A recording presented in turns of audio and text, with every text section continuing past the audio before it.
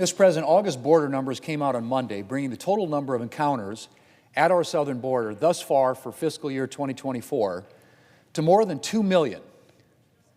2,033,260 to be precise. The third highest total ever recorded, with another month still to go.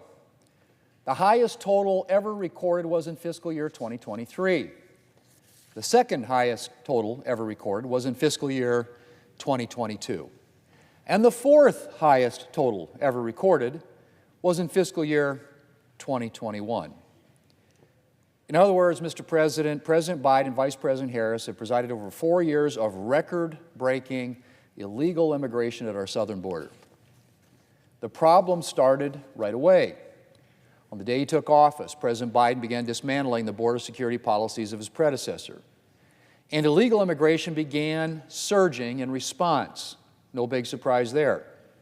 And for 3+ years now, President Biden and Vice President Harris essentially just stood around and watched. They watched as record-breaking numbers of individuals surge across the southern border.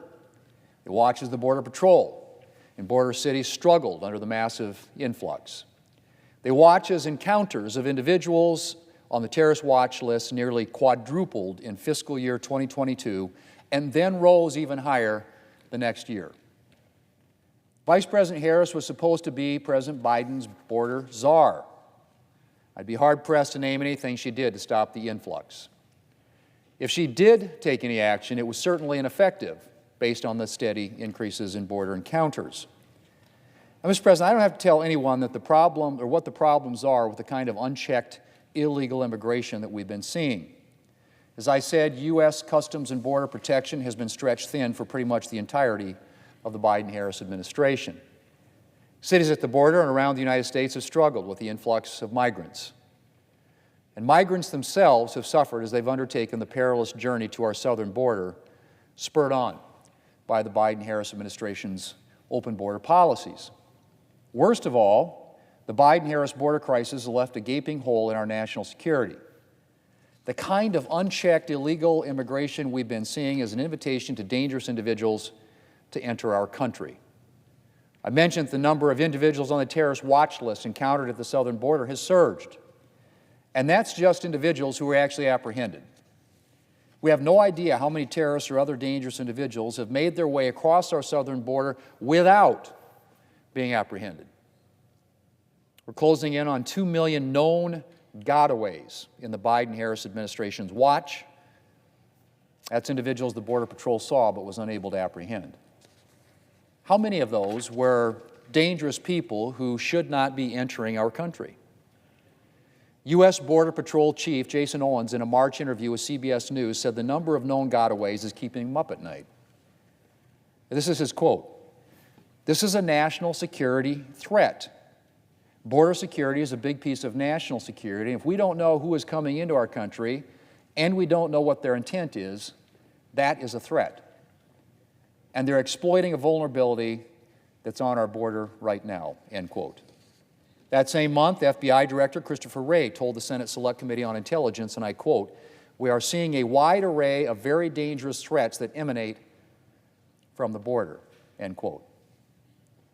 Let me repeat that, Mr. President. We are seeing a wide array of very dangerous threats that emanate from the border. That from the Director of the FBI. The June arrest of 8 men from Tajikistan with suspected ties to ISIS who had illegally entered the country, as well as the identification of over 400 migrants that used an ISIS-affiliated smuggling network to enter our country, are just 2 examples of the kind of threats that we face and the dangers of the chaos that President Biden and Vice President Harris have allowed to rage at our southern border. And Mr. President, in addition to threats from terrorists and other dangerous individuals, the chaos at our southern border has unquestionably facilitated illegal cross-border activity, including the smuggling of deadly drugs like fentanyl, which then make their way around our country. My state of South Dakota is about as far from our southern border as you can get, but law enforcement officials consistently tell me that the illegal drugs that they're dealing with have entered the country across our southern border. In 2022, Minnehaha County Sheriff Mike Milstead estimated that 90% of the fentanyl and meth in our state comes from Mexico. 90%, Mr. President.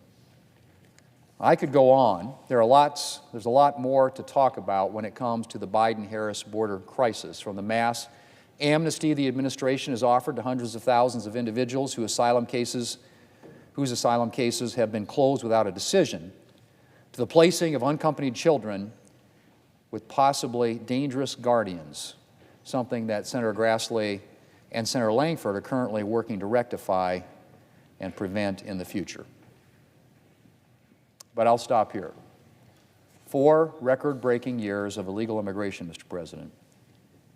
The national security legacy of the Biden-Harris administration. Mr. President, I yield the floor.